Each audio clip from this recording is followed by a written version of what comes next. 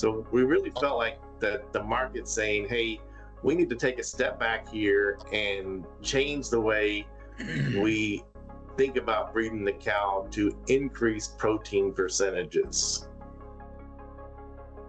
If the Holstein cow is truly going to be the cow of the future with a 5% butter fat and a 4% protein, I feel we just took another step in reaching that goal. With this change, what we're doing is just tipping the scale a little bit in protein's favor over fat. These guys showed us the projections going forward over 10 generations. With the changes that we made to the formula, we're still going to project a gain of 89 pounds of fat versus 45 pounds of protein. Welcome to Holstein Connections, where we share the latest stories, insights, and news from Holstein Association USA and beyond. The largest dairy cattle breed association in the world, Holstein Association USA provides leadership, information, and services to help dairy producers worldwide be successful. Whether you're in the barn, on the road, or just tuning in for your dose of dairy news, we're glad you're here. This is Holstein Connections. Welcome to the Holstein Connections podcast. Today, we're diving into the TPI formula change, which was implemented for the April 2026 genetic update. This change was presented by the Genetic Advancement Committee and approved by the Holstein Association USA Board of Directors at the spring board meeting. It reflects the current needs of registered Holstein breeders and ensures Holstein genetics keep pace with current and future industry trends. The TPI formula update came from robust discussion driven by registered Holstein breeders. Months of collaboration between Holstein Association USA members and staff helped guide this change. This initiative was driven by dairy farmers and backed by data to support the recommendation. Today, several guests will join in on the conversation surrounding the TPI formula update. Here with me for the discussion are Chair of the Genetic Advancement Committee, Director Spencer Hackett, and Board of Director President John Burkett, Dr. Jeffrey Bewley, Executive Director of Genetics Programs and Innovation, and Dr. Jason Graham, Genetic Evaluation and Research Scientist, will also share their perspectives. Welcome to the podcast, everyone. Thanks for having us. Thanks, Emily. Let's start with a brief introduction from each of you. John, if you'd want to go ahead and get us started. Well, good morning. I'm John Burkett from Pennsylvania, from Burkett Falls Farm. I'm currently serving as president of Holstein USA. I served 2 terms on the board, and this will be my 11th and final year. We milk about 110 registered Holsteins. Our herd is predominantly polled. About 93% is polled today. 2/3 are A2, and probably about 75% either red or red carriers. Spencer? Good morning, everybody. My name is Spencer Hackett. We register under the Malari Farms prefix. We run 2 operations close to each other. We milk 140 cows in a tie stall barn, and we also rent another facilities of 100 cows in a step-up parlor with a freestall and sand bedding over there. We're very diversified. I have 2 sons. They both farm with us. We run about 1,000 acres located in central Minnesota. Dr. Graham? Yeah, so I'm Jason Graham. I'm the geneticist here at Holstein USA, serving the members. And Dr. Bewley? I'm Jeffrey Bewley. I'm the Executive Director of Genetics and Innovation with Holstein Association. Been here about 6 years and really enjoy getting to work with Holstein breeders around the country.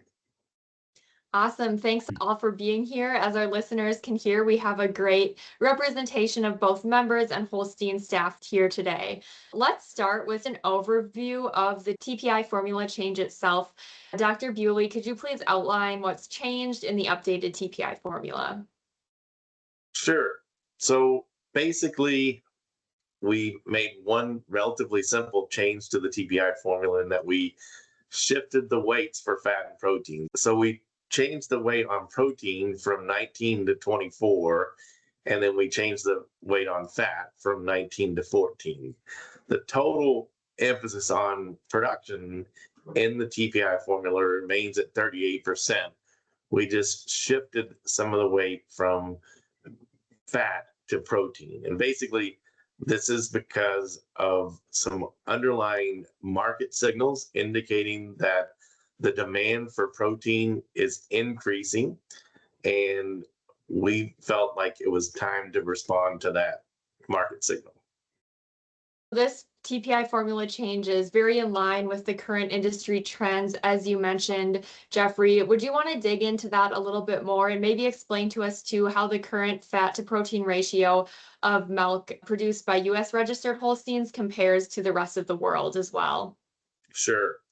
So everybody in the dairy industry knows that over the last 10 years, we've really seen an amazing increase in fat percentage in Holstein animals. It's really truly astounding how much we've increased fat percentages in Holstein animals. And a large part of that is because of genetics. It's a testament to how, when we want to make a change in a population with the genetic tools that we have available to us, we can do it. And the science that's underlying that really does work. So genetically, we've been able to increase fat percentage. And to be fair, not all of that's genetics. Some of it is definitely nutrition and management. So between the two, fat percentage levels are at levels that most of us wouldn't have even thought possible for Holsteins. At the same time, we've not increased protein percentage during that time frame.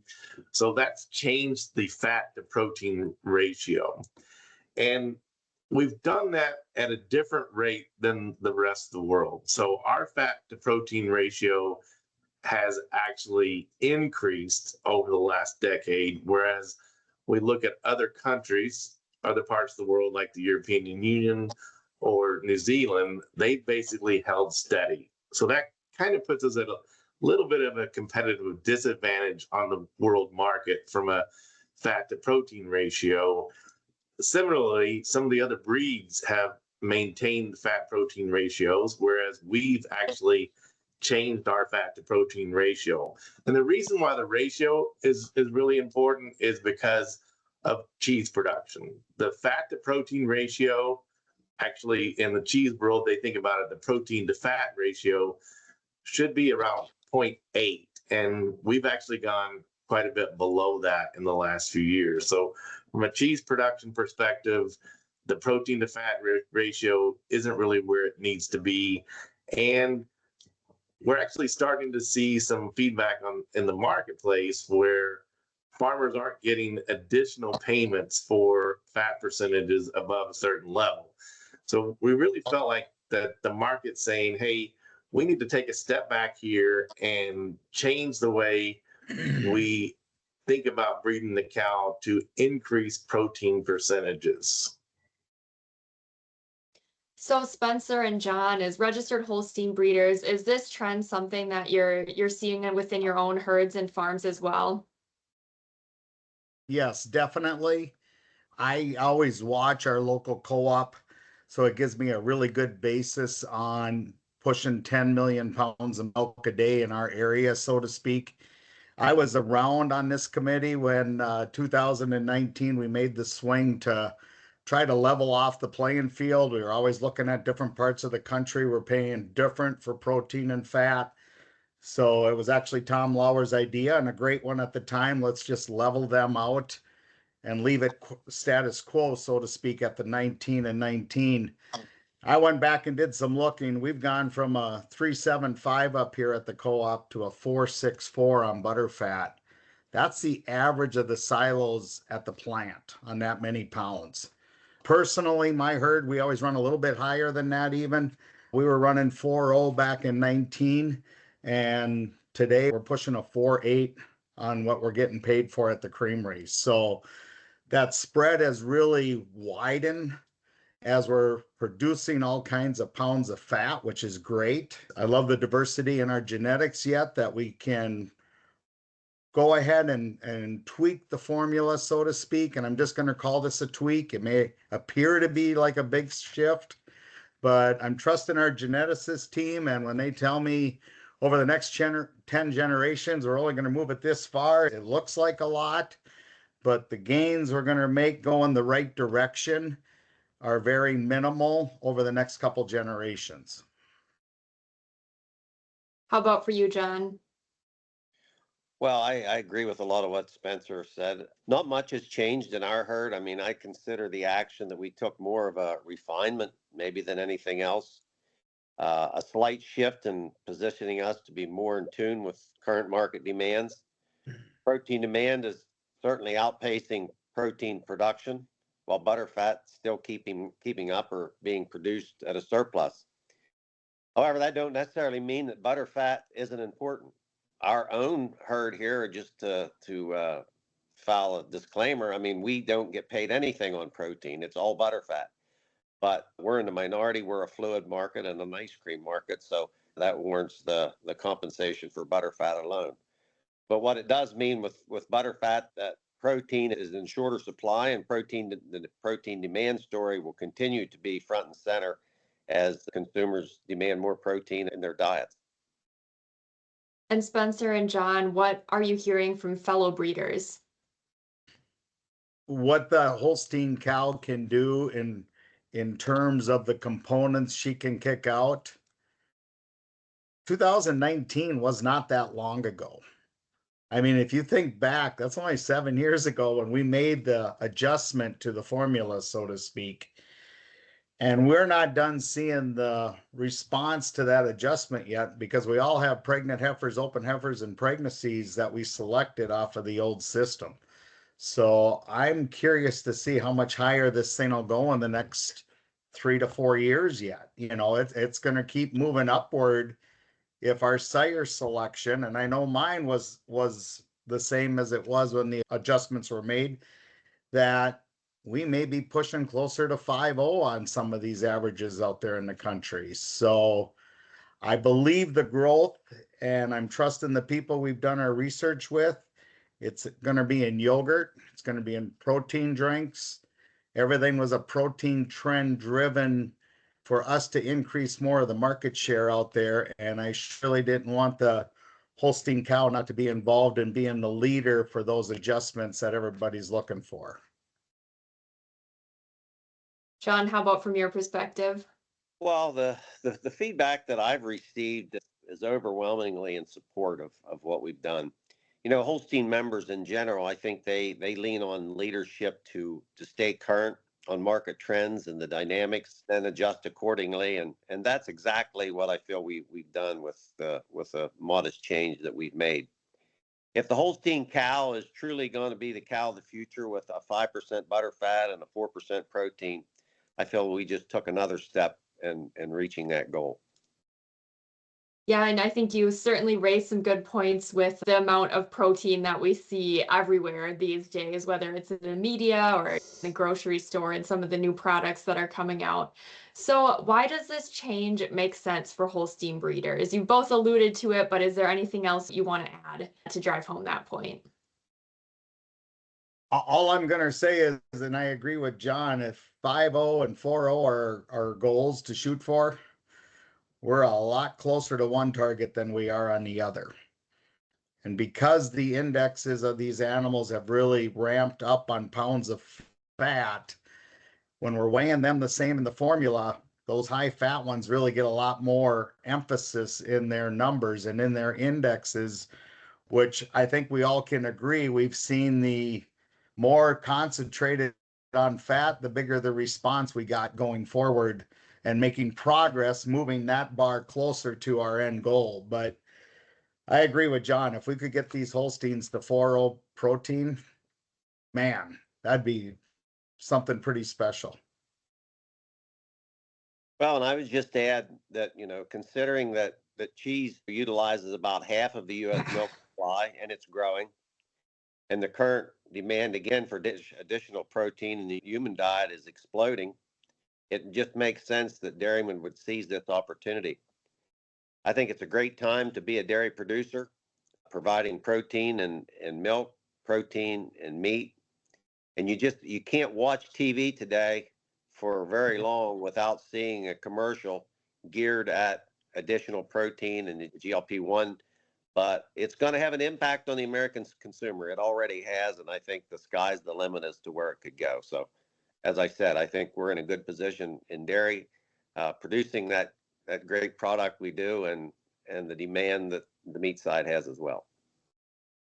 Absolutely. And before we shift focus a little bit here, we're going to take a quick break to learn more from Holstein USA. Looking for an easier way to make breeding decisions? With Redbook Plus Online, you have over 50,000 registered Holstein bulls at your fingertips, anytime, anywhere. Search, compare, and build your own custom bull lists using the most trusted genetic and pedigree data from Holstein Association USA. With a clean, mobile-friendly design, you can use it on your phone, tablet, or computer with no software required. Get started today at breedholstein.com. Call Holstein customer service at 800-952-5200 to subscribe. Let Redbook Plus Online help you find the right bull to fit your breeding goals. Dr. Bewley and Dr. Graham, practically speaking, what is the real trade-off of fat to protein with this formula change? So one thing to consider is that fat and protein have a genetic correlation that's about 0.6. So that's a moderate to high genetic correlation. So when you make an improvement in one, you're going to also drag the other one with it. With this change, what we're doing is just tipping the scale a little bit in protein's favor over fat. Yeah, I think when you think about the two together, we might look at that number initially and think, wow, it's a decent shift in fat to protein. What happens to fat when we do this? Well, really, we are still, with the TPI formula, putting a lot of emphasis on fat, partly because of that underlying correlation between fat and protein, but also because it still has a high weight in the formula. So if we look at what's happening with this formula, we're still really making a lot of progress on fat moving forward. And it shifts just a little bit toward protein. And one of the reasons why we put a little bit more gas on the pedal, if you will, for protein is because there's less genetic variation in protein percentage than there is in fat percentage. So if you think about animals in your herd, you see some animals in your herd that might be today 5.5 or even 6 is a fat percentage, and other animals might be 3.5 or 3.7. With protein, that range is much tighter. So because of that, it takes more emphasis to be able to have an impact on protein.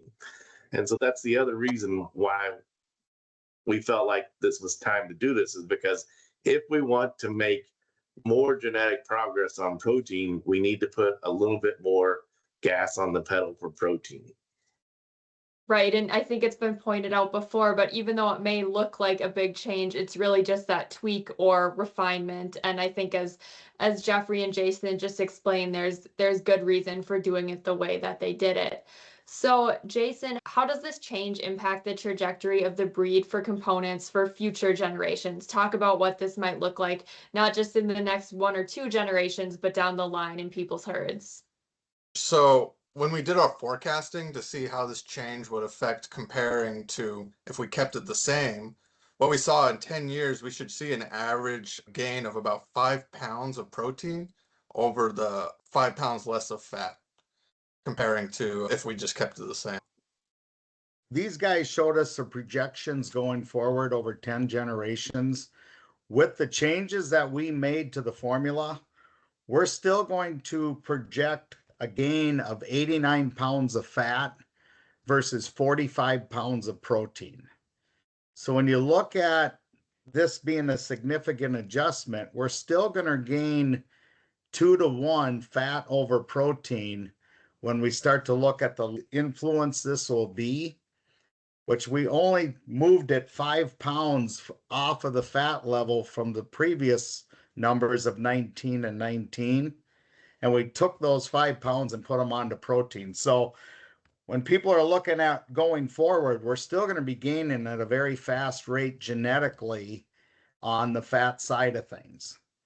And I just wanted to point that out, because if we really want to bring protein up in the future, we're going to have to look at this again of not putting more emphasis where we need to move the dial closer to what we think the breed would like to get to achieve that ultimate dream cow, so to speak.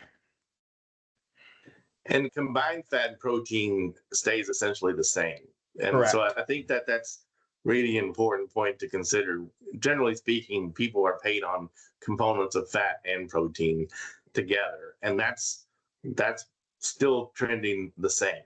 Doesn't really have an impact there. So we're not shifting more weight toward milk. It's just continuing to focus on both fat and protein in the formula. And there are some markets, like John mentioned, or I live in the Southeast, where we don't get paid for protein. But nevertheless, if you still select animals that are high TPI, you're still going to select for animals that are high TTA fat that will impact your bottom line as a dairy producer. And then how does this really affect a bull's TPI value? How does that change? So most of the change we saw was at the top 10%, where most of the bulls in that top 10 percentile dropped around 26 points on average. And this wasn't so much of a re-ranking as it was a compression of TPI, but it did allow those better ratioed bulls to be highlighted and be raised up a little bit. So if you look at individual animals, the ones that were affected the most are ones that either had a really high fat to protein ratio or really low fat to protein ratio. So if they had a really high fat to protein ratio, meaning more fat pounds compared to protein pounds, those animals would have seen more of a drop in TPI. On the other hand, an animal that was closer with their fat to protein ratio would have seen more of a gain in TPI. The ranking of bulls between the old formula and the new formula, the correlation of the ranking was extremely high. So there was a little bit of re-ranking, but not very much. So in the end, it didn't have a major impact on how animals ranked. One of the questions that we have to think about when we're looking at a formula change like to TPI is, are there any unintended consequences of the formula change? And so one of the questions that came up, which was a great question, is if we make this change to the TPI formula, will it affect health and fertility in any negative way? Because we certainly want to think about production because that's what everybody gets paid on, but we also want healthy and fertile cows in our herds. And so we looked at how the formula change would impact productive life, livability, somatic cell score, cow conception rate, the mastitis trait, and there was no change there. So that was really good news to see that we could shift this protein to fat ratio without having any negative unintended consequences on health and fertility. Before we wrap up the discussion on TPI, I want to touch on how a change like this happens within Holstein Association USA's governance. So Spencer, take us back, give us a little bit of history here. When did discussions about the TPI formula change start? So I've been fortunate enough. I love this part of the business. For me, serving on the GAC has been something I take very seriously. I always challenge our committee, what should we be considering at least a year in advance? And we want to hear all aspects of it from all angles of what people are considering, what we should be concentrating on, or where do we think we need to make improvement. I think it's quite obvious, we looked at Cavanese a while ago. Does anybody have Cavanese troubles anymore? We pretty well have eliminated that as being a problem. We leveled this thing out at 19 and 19 back in 2019, and we've seen the gain now that fat has kind of pulled away from protein. So some of these discussions were underway in the thought process. We have a great team at Holstein USA to work with on our geneticist side. I asked them for some comparisons. They create them. They blow my mind away how fast they can put them together. We presented them to the committee for their input, for their discussion on it. We have a 2-day meeting, which is great. We think about it. It was overwhelmingly in support of making some of these adjustments. We usually look at different weightings, how far we should go, and this was the one that it took quite a bit to make a change, so to speak. That's going to make a notice. And to be honest, when I saw the bull proofs and everything come out, nothing really moved. I found one new proven bull that kind of showed up, and maybe one or two of the young superstars to be someday aren't quite as high as we thought. But if you look at a rule of thumb, they were extremely high fat to protein bulls, and that was what the reason for their adjustments. So I think it was a well thought out process. We took it to our board. There was a lot of discussion between the meeting and the board. We didn't just fly by, hey, let's have an idea and make this adjustment. It's well thought out. GTPI is the gold standard for people to use in the industry. And I feel it's a huge responsibility for this committee and our team to keep it there, if not move it even farther ahead yet. One other comment about the group on the GAC committee, and I think this is true for all the groups and the committees that our association has structured out there. Our leaders have done a great job of putting some diversity into those groups. When you get the list of names that you're going to be working with as a chairman, you look at it, you got somebody milking a few cows, somebody not milking any cows, somebody milking 10,000 cows. So we're making sure that every part of the industry is represented in that committee if they're willing to serve on the committee and get involved, whichever area they have passion for, so to speak. So it isn't just registered show guys on this committee or registered index guys on this one. It's a very diverse group of people put together representing all aspects of our membership.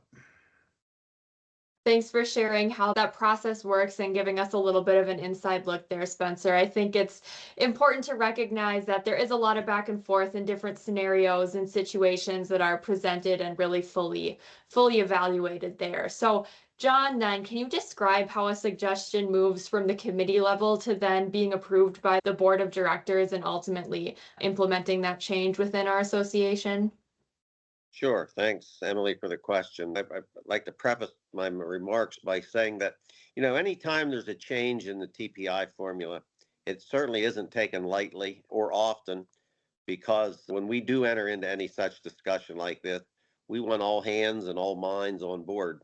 And it's because of the members' best interest that we have at stake. So we want all-inclusive discussion, and it is a big decision, and we as a board take it seriously.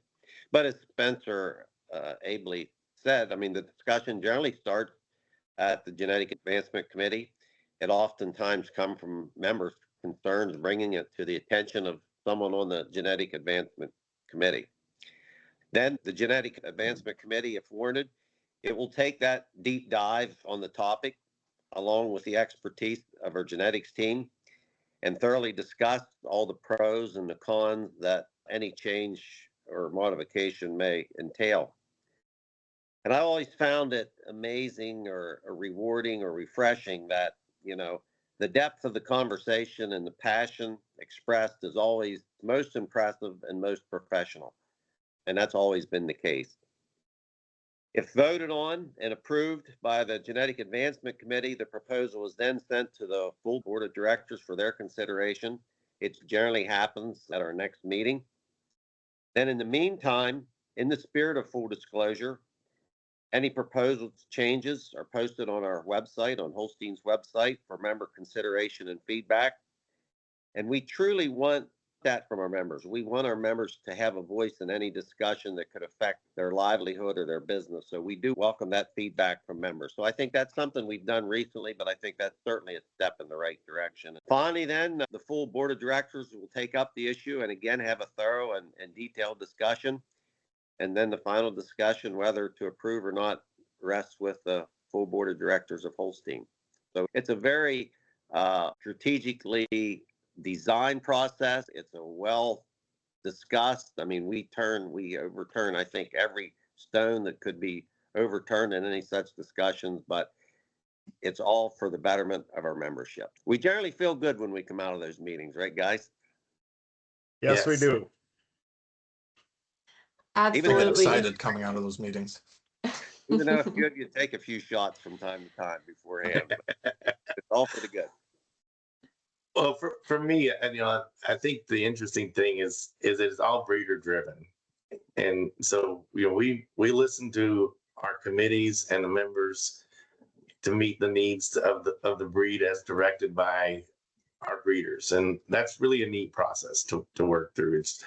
It's not somebody sitting in an ivory tower saying, here's what I need to do, and let's make this change because I think this is important. It's a group discussion among breeders and scientists to come to what's the best for the breed. Yeah, I think that's a really important note to hear, Jeffrey. All right, now we're going to wrap up with 5 rapid fire questions to get to know everyone a little bit better. First question, ice cream cone or ice cream sundae? Ice cream sundae. Ice cream cone. Sunday. Sunday. Custom ear tag or normal ear tag? Custom ear tag. Custom ear tag. Custom. Custom. All in agreement there. Country music or classic rock? I like both equally. I'll take the country. I like classic outlaw country and then classic rock. Country music. Would you rather compete in Dairy Bowl or Dairy Jeopardy? Dairy bowl. Dairy bowl. Dairy Bowl. Dairy Bowl. You guys could be a team right there. Four teammates. Right. And finally, would you rather exhibit at a local or national Holstein show? National Holstein show. Although I like both. National. I prefer local. I like seeing all the people I know. I probably prefer local too. All right, there we have it. Thanks everyone for joining me today. Thank you. Thanks, Emily. Yep, Thank you. Thank you. Thanks for listening to this episode of Holstein Connections. Whether you're in the barn, on the road, or just tuning in for your dose of dairy news, we're glad you're here. Until next time, this is Holstein Connections.